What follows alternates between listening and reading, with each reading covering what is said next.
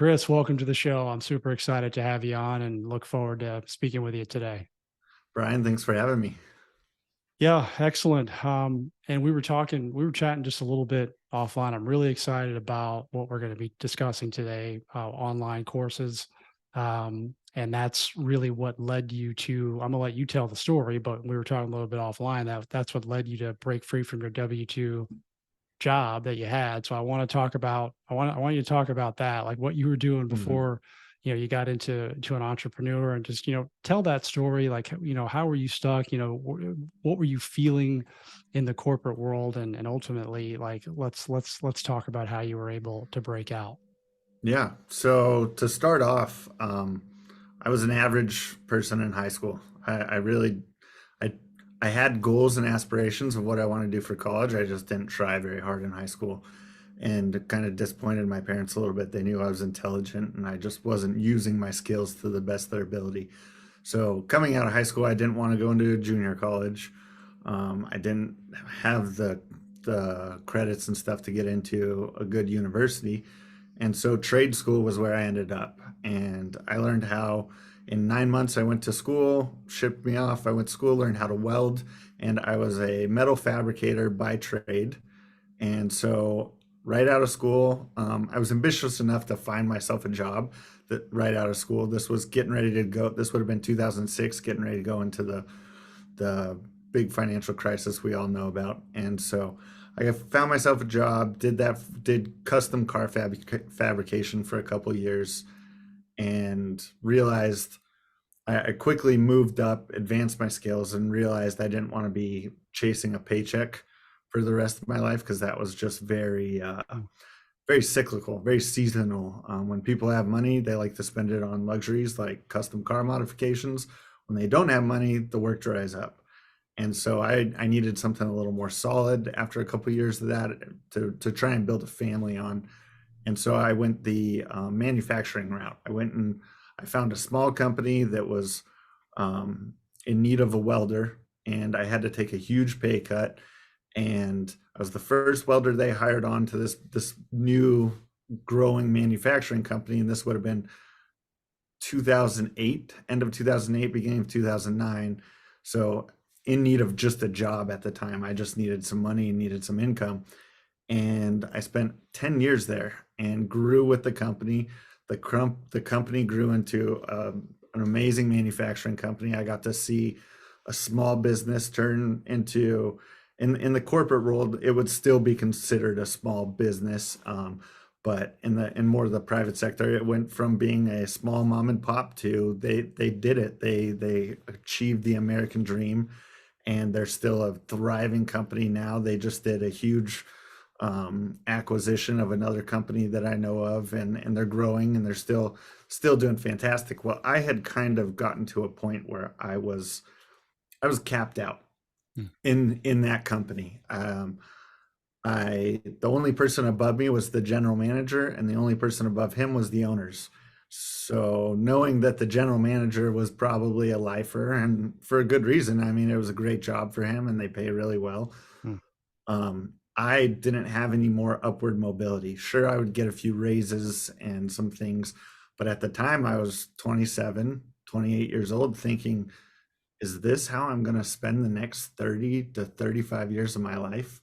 Is this what it looks like? Because I can predict it. I was always been good at math, and I just saw this linear path of where I was going to be 30 years from now, and I was unhappy. I was coming home from work just disgruntled, and knew that this was not how I wanted to live the rest of my life, that I had a whole lot more to offer the world. And so I had to make a change, and that's when I started seeking information. I turned to audiobooks, I turned to podcasts. I was really just trying to find myself again. And I allowed myself to get into this position of, if you were 18 again, fresh out of high school, what would you want to do? What does the world look like? It's your oyster at that point. You get to go decide whatever it is you want to do. And so I was considering everything. I was looking at a lawyer, doctors, was doing ride-alongs with the police department, fire department, considering military. I was just kind of considering every option. Now, I was making good money and I had a great job and great benefits, but my wife, when I'd get home from work, she's like, "You're unhappy, you're miserable, and if you don't leave this job, we're not going to end up together. Like that's where this is heading." And so Wow. when she kind of said that, I was like, all right, I really need to make a shift now. And so I set myself a deadline by 2000, end of 2018. I was going to be completely out. And I had tried going back to college and seeing if I could get a different degree. At one point, I wanted to be a chartered financial analyst and work for the banks, and I did some shadowing with some people who had that job, and I was like, this seems interesting. And I was always at that point, I had really shifted my mindset from how do I exchange my time for money, and how do I let money make me more money so that I can live a more quit exchanging my time for money and then let money make money for me so I could live a more free, adventurous life and provide for my family in that way. Awesome. And Awesome. Yeah, I love it. I don't mean to interrupt you there. I no, am you're good. interrupting you there. There's a lot to unpack, and we're going to keep going because this story is tremendous. Just a few things to unpack there, Chris, would be how long. The question I have is, you were at this company for 10 Mm, years, right? And you got almost to the top, right? Like you would have to buy the company to really see, yeah. a long future. From the time that you realized that and then you started looking at other things, because this is interesting, because I did the same thing for a lot of years. I looked Mm. at all these different areas of interest.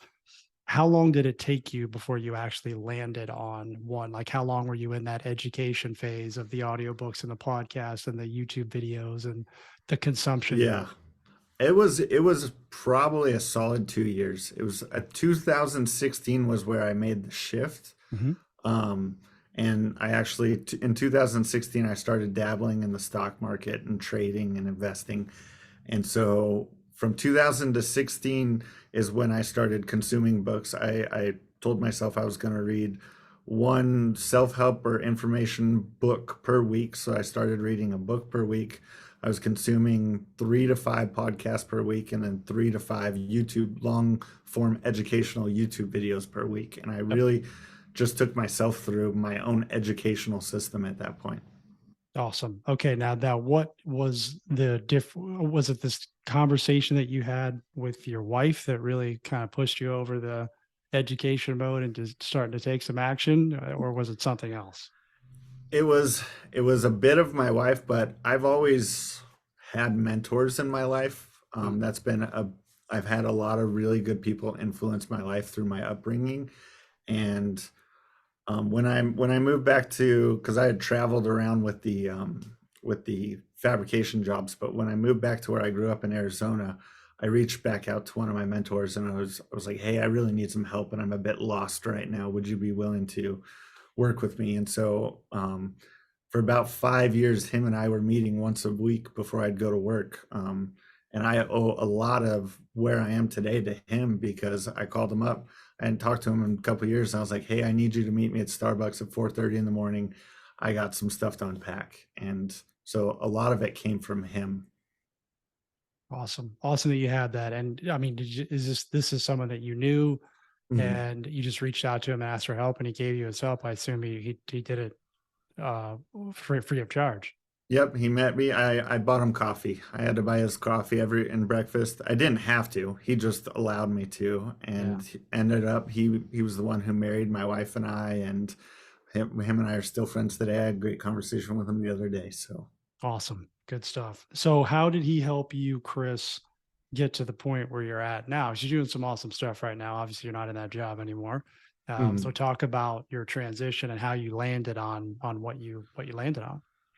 So he was the one who was just kept encouraging me to explore and to really challenge the scarcity mindset that I was living in back then. I felt that I had golden handcuffs on for in a sense that if I left my job, my wife and I weren't going to be able to survive. That was the internal conversation I was having with myself, and he really helped me overcome that and break through that to allow myself to start thinking it's okay to go back to the beginning. You're still plenty young enough. You've got plenty of time.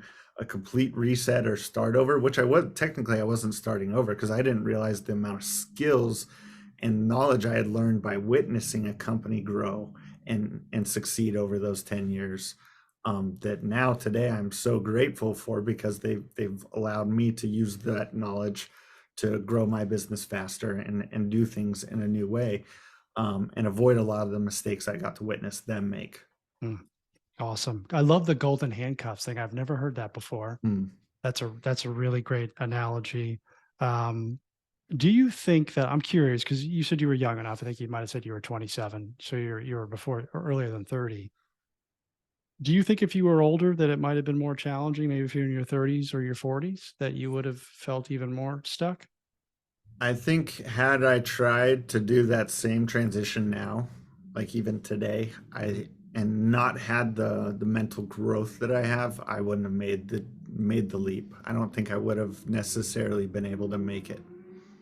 Okay. Oh, yeah, because there's a lot of folks who are, I was in my 40s before I left my job. It took me a long, Mm, long time, right? The longer you stay, like the harder it is, I think, yeah, because you just get programmed, that scarcity mindset and like, oh, if I leave, I'm never going to be able to pay my bills, or yeah. no one's going to hire me, or I don't have. And you said it, you recognize that you have developed the skill over the 10 years that you were with the company, watching it grow. You went through certain levels of management, and I'm assuming that's ultimately what you started to share in your new business. I might be get making a guess here, but I'm really curious as to that 5-year period with your mentor. Like, okay, what was the moment, or what was the day that he said, okay, I'm going to do this now. I'm not, we're done talking about it. I'm going to make my own mark.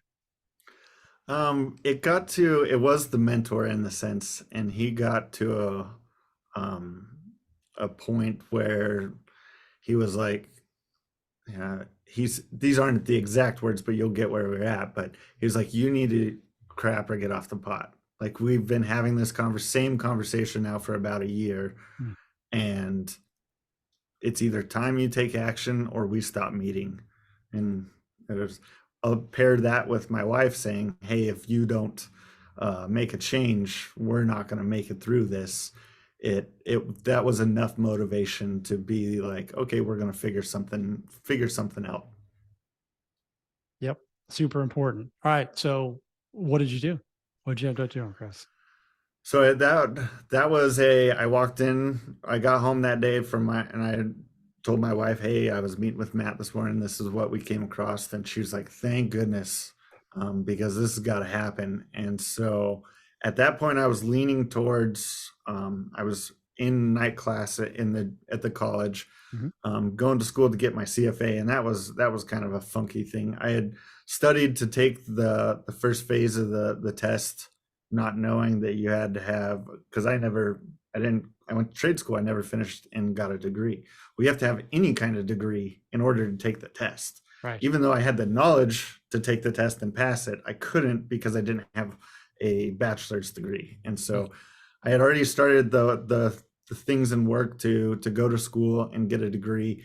But at the time, I was also day trading, and I was making these swing trades throughout the week, and I was generating income. And my wife was just like, "Hey, why don't you just we're doing fine financially. Why don't you?" And over those 2 years, I had to prepare myself financially for this shift. That was part of the reason it took two years was making sure that we could withstand if I went out and flopped for a year or two, that financially we would be all right.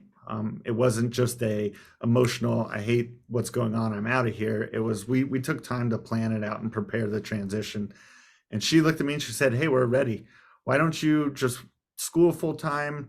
And then there was some online trading courses to move from like a swing trading methodology more into a day trading where I was making actively making income daily. Yep. She said, "Hey, why don't you take one of those courses that you talked about that you've showed me, and let's kind of lean into that a little bit." And so initially that was the jump. I left the company I was at. Was doing school during the day. I was trading in the mornings, um, going through this course at night, and just really trying to figure out this day trading thing, this stock market thing. and really trying to just kind of figure out what it was I wanted to do. The day trading aligned with wanting to be a CFA. And so initially that was the path I was going on until I got to a point and I realized, shoot, if I go become a CFA, I'm going to have to spend 10 years at a bank working from the bottom to get to where I was at when I just left the company I was at. And is that really how I want to spend the rest of my life? And I felt like I was back in the same conundrum. I just hadn't invested the 10 years yet. Yeah. And I didn't want to pigeonhole myself.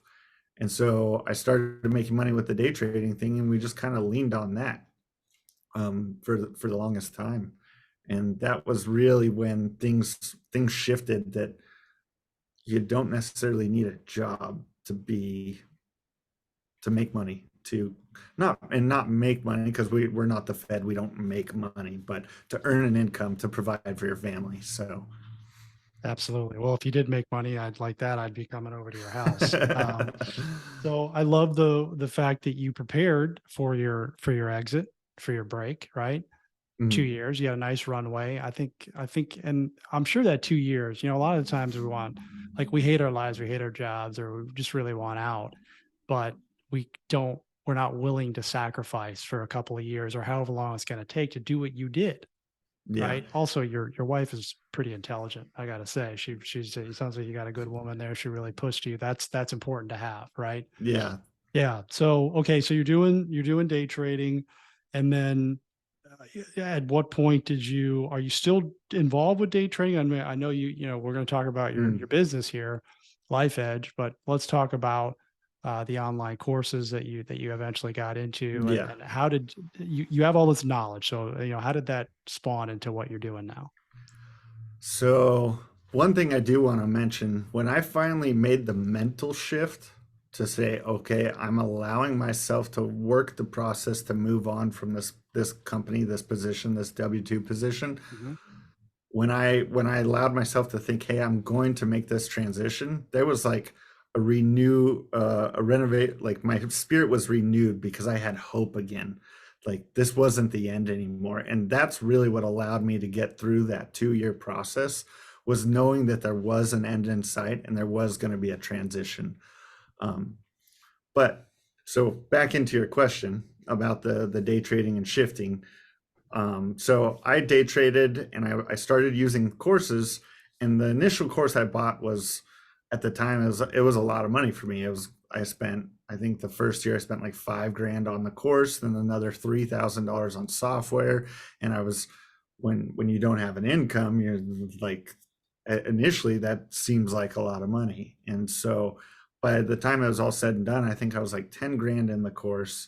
And I had learned a lot, but then I realized, as I was learning and getting more involved in that industry and that sector, there was this other guy over here who offered another course that was a quarter of the price, that I ended up paying for anyways, that I learned more from and was successful with, that I didn't even know existed. Yet I had spent a good year and a half vetting the course and searching for courses before I even purchased the $10,000 one that I did. Right. And I had this thought in my head, like, well, actively for a year was trying to find this guy that was cheaper and a better teacher for me, and I couldn't find him. And it's not like I don't know how to use Google. I'm an expert at Google. I'm an ex in trading. You have to be good at research, and so I became an expert at research, and I couldn't find this guy. And so I started thinking to myself, hey, how many other people have this same issue, that they're spending money and they're trying to get the most out of this product, which may be good for them, but there may be a better product out here that somebody else offers in the same field, the same industry, that would be a better match for what they're doing, but they just don't know it exists. And that was initially when the spark for the Life Edge came to fruition. I needed another year or two to kind of figure out. This would have been like halfway through 2018. Going into 2019, trading started getting really good. 2019, 2020, we had the craziest bull run in the stock market that we've seen in a long time. Low float stocks and stuff were just going off off the wall. You'd get 1,000% gainers in a day, and there was a lot of money to be made. And in the middle of 2020, making all these great trades, I realized this isn't going to last. Mm. This is going to get really tough. And literally, like a switch, um, the beginning of 2021, the way that I traded and what I was doing just shut off, just stopped. Yep. Luckily for me, I had an epiphany one day, and I thought, I'm going to build a website. I'm going to do something to where I want to help people. And that was that was a grind that I've had kind of my whole life in the welding job, even in the day trading. Was I've always wanted to do something that impacted the world, that helped people.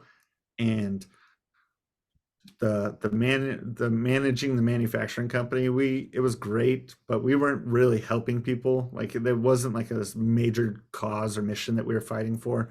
When you're day trading, it's a selfish proposition. You're earning money for yourself for the most part. Yes, we give to charity and we do a lot of things like that, but I wanted to leave something that's going to truly leave a mark on the world. And I didn't want to build a course. I didn't want to become an influencer or anything like that. And I couldn't figure out how to put all the pieces together until one day I had this epiphany. I'm going to build a site that lists all these courses in one easy to use location where people can avoid the noise of Google ads, Facebook ads, and actually find the courses that best fit their learning personality. And that would have been in 2019. That's when the Life Edge was born. And then I've slowly just poured into it and poured into it. And then at the beginning of this year, I moved full time into promoting it and growing it. And here we are today. Awesome. By the way, I got a chuckle out of when you said the grind that you had and you're a welder. So that's pretty, I did catch that, by the way. Your mission's super important. And, you hear a lot of entrepreneurs talk about, hey, I want to help people, and you Mm, start to think it sounds corny or like made up. Like that's just what people say. But it's the truth. I mean, you talk to mm, entrepreneurs, they do have this, you feel like you have this call, like you're being pulled in a certain direction to help people. You had a personal experience with your online courses. Like, hey, it took me a year and a half to find this guy. Nobody else should have to go through what I went through, yeah. and you developed a business around that. So you solved your problem, and you're just like, hey, there's probably other people who have the same problem. I guarantee you that there is. And with my business as well, it took me a couple decades to quit my job, and I learned a lot, and there's no reason anybody else has to go through what I went through in terms of like the mindset and being stuck. So Mm, look, a lot of the times you can just look within yourself if you're trying to find ideas for a business or a way out of your job. You don't really have to look any further and get distracted by you said, by Google ads, Facebook ads. It's like, oh, hey, I could do that, I could do that, I could do that. Like, just take a minute and figure out what it is that you want to do or what lights you up or what you're good at. So I yeah. just wanted to share that. That was awesome on your mission. All right. So Life Edge, talk about like the tactical side of it, like how someone gets to the right course. And then, because you gave me a little bit of that offline, I Mm, just want you to give that to the audience. I think it's super helpful. I had no idea that something like this even existed. So with the Life Edge, my goal was really trying to give the power back to the user. Um, there's Facebook, Google, they have a lot of more influence. Their marketing has a lot more influence on us than we actually understand. And there's a few small bits and pieces kind of left out of my story. At one point, I had started a digital marketing business while I was still working at that manufacturing company. I was working for a magazine doing some marketing for them, and I learned some of the dark side, I guess you could say, of Facebook and Google ads, and how, especially today, like 4 or 5 years later from when I was doing that, how much they can truly influence us and how much we're subconsciously purchasing things based on somebody's ad strategy or marketing strategy versus on a conscious decision of us saying, hey, I really want this.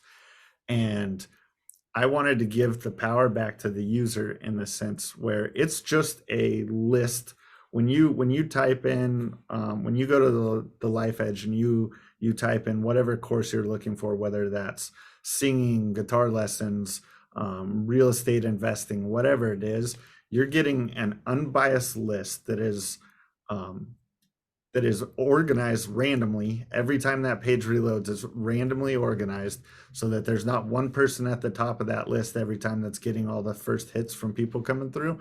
And you, as the user, are allowed to choose the course and coach or mentor that is best for you. You get to spend some time reading through, learning about them. You can check out, there's links to their social media. There's a little video. We're doing podcasts with these people, which we're going to start putting all their, if we've recorded a podcast with them, you'll be able to listen to that podcast. And we're going to start doing channel reviews, in the sense, not a channel review, but a course walkthrough, where if you purchase their course, this is the content that you're getting. This is the format. This is the layout. This is how you use it. We really want to empower the user as much as possible to make the most informed decision, not a decision based on how many times an ad has triggered in the peripheral, and they didn't realize they've seen that ad 30 times, and then they finally click on it and end up in a sale thinking, oh, this is what I want to do now, and they purchase a wholesale real estate course when they're really trying to learn how to do multifamily investing, which are they're both real estate, but they're two very different things. I love it. I completely agree. And I probably would be frightened if you expanded more on the advertising part.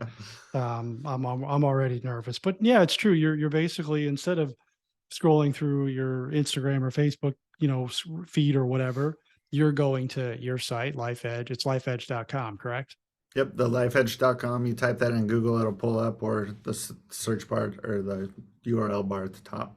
The lifeedge.com. And then you have control. Like, hey, this is what I'm looking for. I want to learn how to wholesale, or I want to learn how to day trade, or I want to learn how to, cook, whatever it is. I'm sure, and then you have the ability to scroll through and see what pops off, versus, like you said, it's the same person 30 times over how many ever days. Yeah. And then you make a buying decision based on that. So I And love, go ahead. Sorry. sorry, we're Nope. really trying to pair it also with homeschooling. We found that a lot of parents of homeschoolers can use the courses to integrate it into their homeschooling Mhm. and start teaching their children real world valuable skills at a young age. Some of these coding courses, they're good for children starting out at like the age of 5 or 6. Now, if you start a child off learning how to code, but at 5, 6, 7 years old, or how do you make a YouTube channel, because now kids want to be YouTubers, professional gamers, Instagram influencers, these jobs that just didn't even really exist 10 to 15 years ago. What happens when they're 17, 18, and they've spent the last 10, 12 years becoming an expert in that? By the time that their peers are even getting out of high school, they could have their own business going. They could be making a full-time income, and you could really set your child up for an amazing future. I agree completely. I love it. Where did the name come from?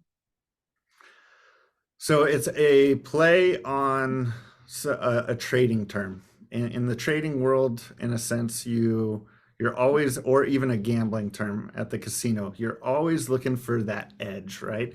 You want to get an edge on the casino, or you want an edge on the market. And so the name was a mix of, well, we're all living this thing we called life, and you're trying to get an edge in life. And so the Life Edge is the place where you can go to find your edge in life, or you can even sharpen your edge in life. If you're doing something and you're succeeding, but you want to become better at whatever it is, you could take it a course to advance your skills even more. And so that it was really just kind of a play on the term of really trying to find your edge, what's going to make you succeed in your version of success in life. Awesome. I love it. Great explanation. So one thing I forgot to ask you earlier was, you're obviously no longer at the manufacturing company. You left that job. So congrats. I kind of passed over that, but describe what that situation was like when you ended up leaving, right? You ended up Mm. resigning. What were you feeling? Was there any anxiety? And how did it actually go once you did do it? Yeah, so that was leading up to it. I was super anxious and I had a lot of fears and worries. I mean, when you start with a company that at the time, the company had the people hired on with, they had a mechanic shop. So they've had this business that had just kind of existed for a long time. And then they brought on the owner had invented this new part that needed welding, and that's where I came in. And so I had grown from basically the infancy of this company to where it was at, where the owners are set for life and they're doing their thing and everything's great. And but you become a family too when you start out and there's only 5 employees, and then there's 6 employees, and then seven, when I left, I think there was 27 employees, Mm. but I still knew everyone, and I had spent years working with these people. So I almost felt like I was letting everyone down by leaving. And I did, knowing that I was leaving, I was doing my absolute best at the time to try and train my replacement, somebody that could really fill the gap that I was leaving. And honestly, I was terrified initially to go in and tell the owner. He had always said, "Hey, you're not a regular employee. 2 weeks is not enough. If you're gonna quit, please do the respect and give me at least a month." And so, knowing, and my perspective had changed to, I've been able to live the 10 years that I have and provide for my wife's education and do the things that we've done because you gave me the opportunity to work for you. And so I wanted to show the same respect for him. So I went in and I gave him 3 months. I was like, "Hey, I'm I'm burnout. This is where I'm at. I need to go out. I need to do this on my own, and I really need to just see what I'm made of and what I'm worth." And he looked at me and he said, "Thank you for the 10 years. He's like, I'm just glad we were able to get what we got out of you. And I appreciate you coming to me and letting me know. And whatever it is that you do, you're going to succeed." And I was just blown away. Like, I was expecting to just get read the riot act or a guilt tripped, and not because he's a bad guy or anything, but he's got to look out for his own. It's his business, his thing that he's doing. And I was just, the leadership that he showed right there, it's another one of those things that I was able to take away. And the humility of him being able to say, "Hey, I appreciate the time you gave me," was just, it was amazing. He knew. Yep. He knew it was inevitable, right? Hmm. So, um, and that's great. Not everybody's in that position. It's just interesting how I worked at the same company for 17 years. I had the same fears. Like, I was scared to tell them, and they were like, Hmm. "Hey, we're sad to see you go. We're happy for you." I mean, they were my friends, and I couldn't go any further as well unless I wanted Yeah. to, really, really trade my time for dollars and be, high level, a high level corporate, which I didn't want to do. And I had just built it up in my head, like they're going to be so mad at me. And guess what? Life goes on. The company will survive without Chris. The company survived without Brian. You said they just made a major acquisition, right? So I thought they Yeah. were going to, like, what are these guys going to do if I leave? And it's just really, you're trying to make yourself feel better about potentially not doing it, right? About staying. Yeah. And yeah, that's awesome. I wanted to hear that. I wanted to hear that story. And then I assume that was a tremendous weight lifted off your shoulders, and that kind of gave you the runway to do what you're doing now. Yeah, and honestly, it was a huge weight off my shoulders. But towards the end of the conversation, he said, "Hey, I appreciate you giving me the heads up, and you always have a position here whenever you need it. We'll always take you back because you've been one of the best employees we've had." And so I I, I really set myself up to try and leave on the best terms possible. And I've even gone back. There's been times where the general manager's reached out to me and he's like, "Hey, Chris, we're in a bind. I Is there any way I could get a day from you or a couple days?" And I've gone back twice since I've left, just to really help get them out of a jam, because I still care about those people. Yeah. They were like family to me. And I'm partially responsible for the success of that business and where it got to. And so somewhat I look at that business as as an owner as well, even though I'm not getting any tangible receiving any kind of tangibles from that. Mhm. I put a lot of blood, sweat, and tears into that company, and I don't want to see it fail, even though I'm not working for it anymore. When COVID happened and lockdowns and stuff, coming out of that, they were like, we need help. And so I went and gave them 2 weeks to really just help because I was in a position where I could afford to do that. And since then, they're willing to help me in any way that they can. And I really left it on good terms. And it was one of the hardest things I had to do at the time. I've done some harder things since, but I didn't realize how much I was going to grow in that short conversation. Like I became a completely different person when I owned it and had the conversation and made that leap and took the transition. That's beautiful. I love it. Great share. Appreciate you being vulnerable, Chris. All right. So, you mentioned in the opening of the interview that you were really unhappy, you were miserable, like you Mm, were potentially not going to make it in your marriage. What is A lot's happened since that conversation. yeah. What does life look like for you now that you're your own business owner? I see a big smile on your face. Number one, for those who are not watching on YouTube. Yeah, and it's funny because my friends are always asking me like, "Do you ever stop smiling?" And I'm like, "No, I just enjoy life." And life is great now. Not that it wasn't then; it was just different. Mm. And what I've learned since then, back then I was trying to do this thing called the work-life balance. Figure out what the work-life balance is. How do I balance life and work so that I can be a happy person, blah blah blah blah blah. What I've learned since then is that's a fallacy. There's no such thing as a work life balance. When you go to work, you're not dead, you're still living. That's still considered life.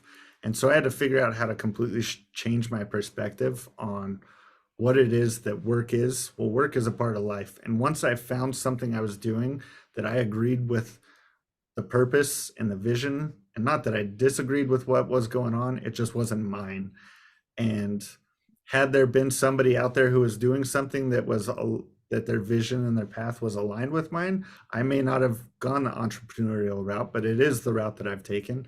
And life for me is all about enjoying it. Like to me, the meaning of life is that I live up to my fullest potential. That when I kick the bucket, I've given this world everything that I possibly could have, and I have been the best version of me possible.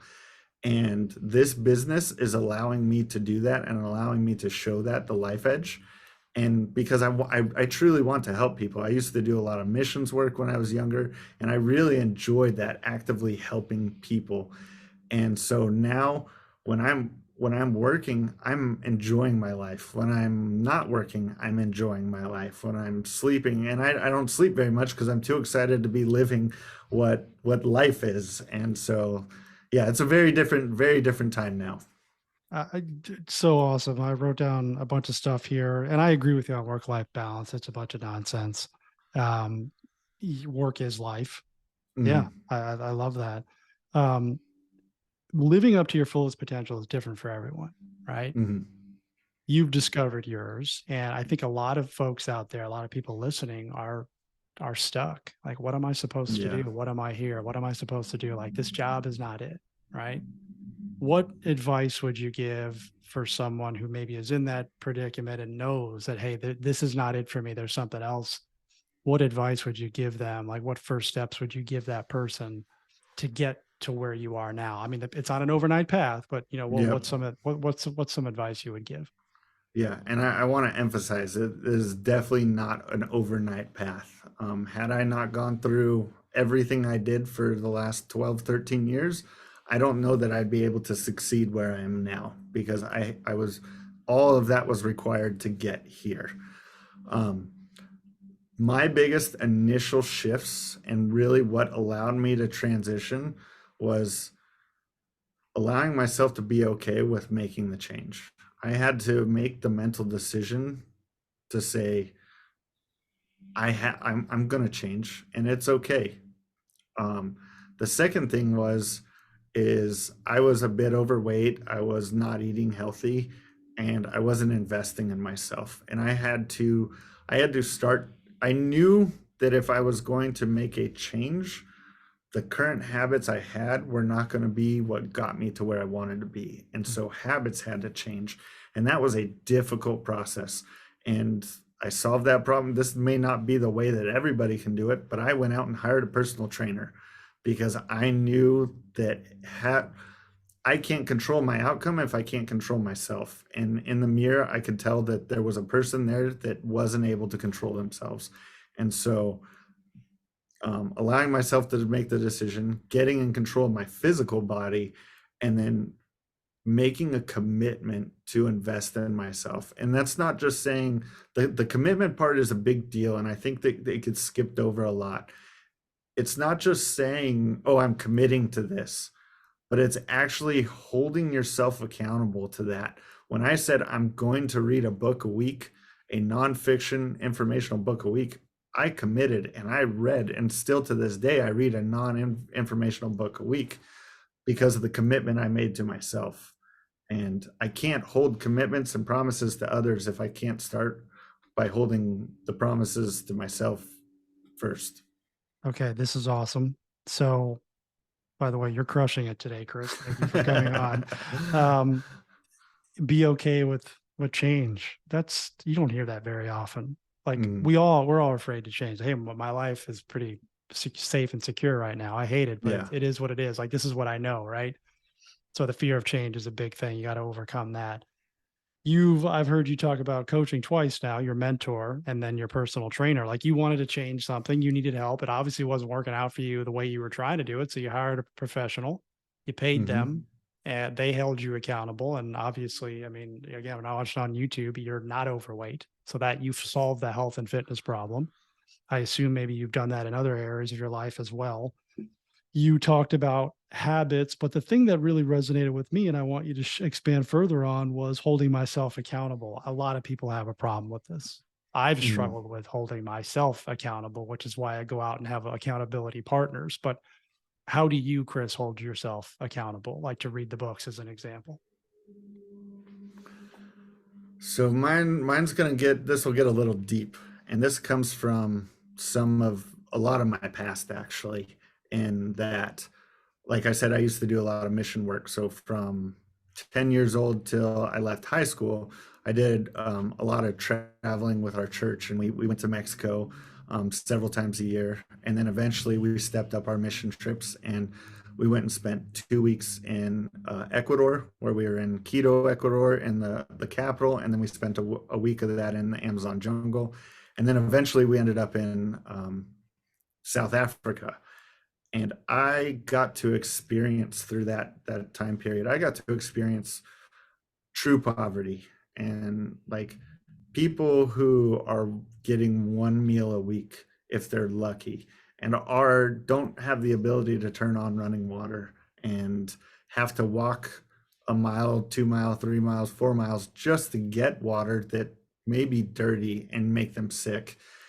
And I realized, it took me a couple years later, and this was part of the shift too, as well, is that I realized we're, no matter, in most cases, this is not everybody, but in most cases, if you live in America, you've been blessed with an opportunity. And I realized that I was given an opportunity by being born in this country, and I would feel horrible knowing that there are people out there who would literally give anything just to live in the country. So if I don't take this opportunity I've been given and live up to it, then I'm not just letting myself down. I'm letting down. And this is, again, this is my why, the reason I was able to stay committed and still to this day am committed, is because I don't want to let those people down, and let myself down, knowing that I've been giving one of the greatest opportunities someone can be given. Bravo. That's awesome. Couldn't agree more. And, I think it would do a lot of people a lot of good to see that, see what you've seen. We Mm. start complaining about the way our lives are, the lack. I talk to my son all the time. It's like, hey, some people don't get to eat. Some people don't get to eat. I'm Mhm. sorry you don't like your macaroni and cheese. I'm making a joke here, but there's Yeah. people, like you said, people would do anything to have that, right? So great share. And yeah, I could see that that's how you would hold yourself accountable. That's a tremendous why. And also something that everyone's why is going to be different, but you have to have that Yeah. reason. Like on the, as a coach, I tell a lot of the students that I work with, I say, hey, look, the your life is going to start to change on the days where you don't want to do it, but you do it anyways. Like, I don't want to work out today. I 100%. don't want to call people. I don't want to do this, but I do it anyways. Not the days where it's like, oh, I had such a great day on the phone or I worked out. It's like, no, it's the days where you don't want to do it. Like, you got to be yourself. You got to be your best regardless of circumstance. And that's when the strong why comes into play, and having those accountability measures in place so that you could say, hey, no, I got to do this. I can't take off. I got to continue to push. So I love that share. Really appreciate that. Chris, as we start to wrap up here, I mean, this has been just a tremendous interview. I'm so glad you came on. Give us again the website, and then I'm going to ask you about some final thoughts that you have before we wrap up. Mhm. Yep. So the website is thelifeedge.com. It's spelled a little goofy. If you just type thelifeedge.com into Google, it'll pull it up. And the reason it's spelled goofy is when I went to get the domain, thelifeedge.com was taken. So there's only one E in between the or life and edge. So, but just type it into Google, thelifeedge.com. We're the first search that comes up. And yeah, we're the Life Edge on at the Life Edge on YouTube, Instagram, Facebook, and T Life Edge on Twitter. Awesome. And we will be sure to leave all those in the show notes for those of you that are driving. Don't try to be typing stuff in. Just be able to click it when you get to a safe spot. Okay. So I do have a question for you, and I don't want to hear Seer talk about morning routine. So that's highly overrated. Not to demean anyone that has a morning routine. I think what you do when you wake up matters, but I also think that Mhm. people who are business owners and successful people, what they do in the morning usually aligns with their values and their vision. So could you maybe share in a few sentences what you do when you wake up in the morning? Yep. So for the last, I don't know, 4 years, I've been have the alarm set at every or Monday through Friday, the alarm set at 4:30 in the morning. Mhm. Um, or not Monday through Friday, sorry, Monday through Sunday. And occasionally I'll move it to like 5 or 5:30 on a Sunday if because my wife doesn't like it when I get out of bed every day in the morning and leave her there. And so but Monday through Sunday I try and keep a consistent wake up time. And that's just so that my body cycles and my wake up cycles are consistent and I can function properly throughout the day. First thing I do is brush my teeth, throw on some shoes. I take the dog, I throw on my headphones, and I start off with listening to a book or a podcast, walking the dog for 30 minutes in the morning. So that's number one. I come home after that, I make a cup of coffee, and then sit down at the computer. I check on the business, see what's going on in the business. Is there any emails that need to be responded to that I can get out before people are awake so I'm not getting a bunch of emails coming in? I try and get a whole bunch of that cleared off. And then once I get the business taken care of, I pulled up the stock market. My wife's usually waking up. I tell her good morning. And then I start into my trading for a little bit. And then once that's over with, I transition right into whatever work I have for that day for the business. And then about 10:30, 11, depending on what I have scheduled, that's when I go to the gym and get that part of life taken care of as well. Awesome. Love it. So you basically get up and get to work, right? And you're working Yep. on your health and your wellness right away, and then getting to work. There's no some 90-minute or 2-hour routine that you have. You're just getting up and getting to work. And that's what I would encourage people to do who are wondering, like, and you get up at 4:30 for more of a health reason and to have a good sleep cycle. You probably get great sleep doing that. and I'm sure you go to bed at a reasonable time, but even if you got up at 7, right? Like you could Mhm. still do what you do. You just have to make sure that you get enough sleep. The important thing is to have habits and a routine. Like you have a habit, you do it Yeah. every morning, right? You walk the dog 30 minutes, you get an exercise, and then you just get right to work, right? There's no fooling around with, I didn't hear anything about checking your phone during that. I mean, you might, but um, you're getting to work, which is the important thing to do. Like get up and get to work, and probably by 10:30, you're doing more than most people have done in an entire day. Yeah, and I have my notifications on my phone silenced throughout the night and until 6:30 in the morning because I don't want to be bothered by life yet. I want to start my day off in control. And the 4:30 in the morning was really I just optimized my sleep. I realized that I needed my body operates really well at 6.5 hours to 7 hours of sleep, and I go to bed earlier in the night because I don't get much done during the night and if I'm up late, it's normally nothing productive is being done. And so I've just really optimized my life through this season of growing the life edge. Um, because it requires work. And I think that's one thing that a lot of people with their dreams and chasing their goals is that a lot of times dreams and goals are dressed in overalls and look like work. And a lot of people don't want to don't want to do that part.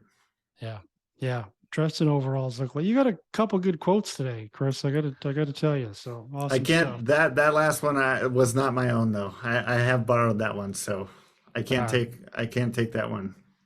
Well, I appreciate the share. Look, this has been tremendous. I'm glad that you gave us your time today and shared your insight. I would encourage everyone to go over to thelifeedge.com, and I mean, I'm definitely going to do it.